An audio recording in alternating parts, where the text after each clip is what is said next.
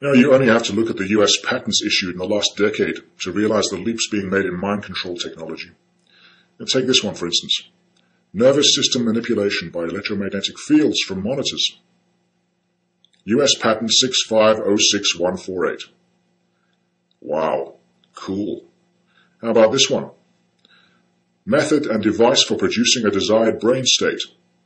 US patent 6488617. And my personal favorite, silent subliminal presentation system. US patent 5159703. Now bear in mind that patents are usually applied for after the technology has proven itself to be commercially viable, using working models. It's quite typical that by the time new scientific knowledge is mentioned in the mainstream media, it's already been tried and tested, usually years or even decades before we get a whiff of it. The silent subliminal presentation system technology needs more bandwidth than the analog signal can offer to be put into practice, which would explain the need to switch exclusively to the digital signal in 2009. Think about that for a moment. Why are our governments so keen to give us a clearer and more highly defined experience when you watch the Super Bowl? Why on earth would they be so concerned about the visual quality of our television entertainment that Congress and Parliament would pass statutory legislation without a referendum mandating that the HD conversion takes place, and then, in the case of the US, subsidize up to 90% of the related cost by offering discount coupons and whatnot? Now, I decided to look into this transition and why they're doing it. My first instinct was to see if there was any connection between the digital transition and RFID chips, and I wasn't particularly surprised when I found the link. The RFID chip is manufactured by Applied Digital Solutions and known as Digital Angel. Now, back in 2001, Applied Digital Solutions merged with AT&T. In 2008, the Federal Communications Commission, the FCC, had an auction of the 700 MHz spectrum of the digital signal, and AT&T bought enough of it to cover more than 87% of the US population. Applied Digital Solutions claimed to have sold $9 million worth of this technology to the United Kingdom's Ministry of Defence to replace current technology that will be obsolete soon due to changes in satellite monitoring technology. By all accounts, they'll be able to turn these RFID chips on or off remotely, without having to worry about where a reader is located. It would seem that reader distances won't be a problem for them much longer. Now, if a significant percentage of the public rejected the digital transition and simply refused to go along, they'd switch back to the analog faster than you can say tinfoil hat. But I don't see that happening while there are so many tranced sheeple gagging for the World Cup in high def. But wait, there's more. Comcast has openly admitted they're currently installing cameras on their new cable boxes, which would make use of body form recognition software in order to provide custom-tailored services and custom-tailored advertising. The boxes will be able to tell who's in the room based on the shape of their body, and would also be able to distinguish between an adult and a child, and would adapt security settings appropriately, apparently. So, a major corporation wants to place cameras that can track your movements in your own house. Where's the harm in that? Cue the catchy jingle. COMCAST. It's personalized, secure, and efficient. Now you can leave your fat, dumb kids at home with the Comcast Cable Caregiver. Ta-da!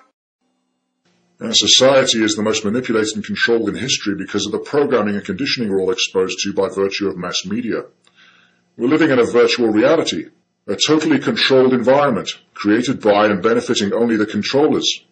Via non-stop indoctrination, television nourishes a media-driven obsession with collecting meaningless trinkets, fashions and possessions, and shapes how the viewer sees themselves as part of humanity.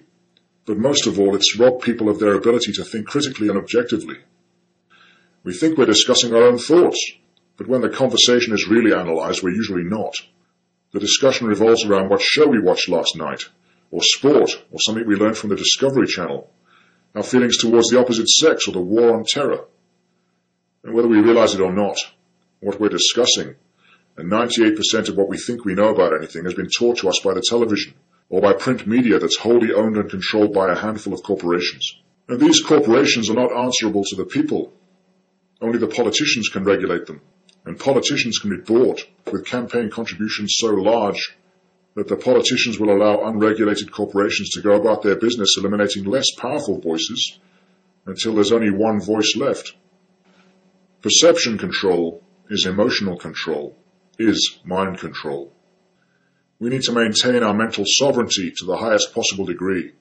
We have a duty to ourselves to be highly selective about what we allow our minds to be exposed to, and, crucially, what we allow our children to be exposed to.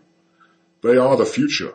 Now, the best thing you can do to inform yourself and immediately improve your well-being, your health and your intelligence is to turn off your television set. Or, better yet, throw it out. Now, you've been told, most likely by mainstream media, that the internet is an unreliable source of information. Well, that really depends on how well you trust your own discernment, intuition, and ability to think for yourself. The internet is simply the world's largest mirror held up to humanity, reflecting life back at you. If you're able to be mainstream media free for extended periods of time, and disengage yourself from the frequency of chaos, anxiety, stress, distraction, and general hustle and bustle, you'll begin to get clear.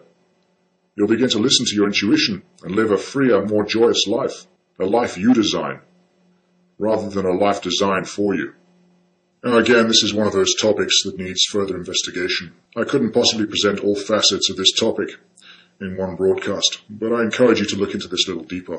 Thanks again to Hio for a contribution to this broadcast, and thank you to those who took the time to write reviews on Amazon for the Anti-Terrorist Handbook. Your support is very much appreciated.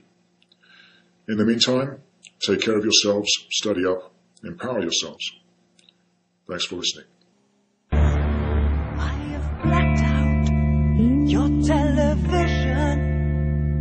Every station in the world is mine.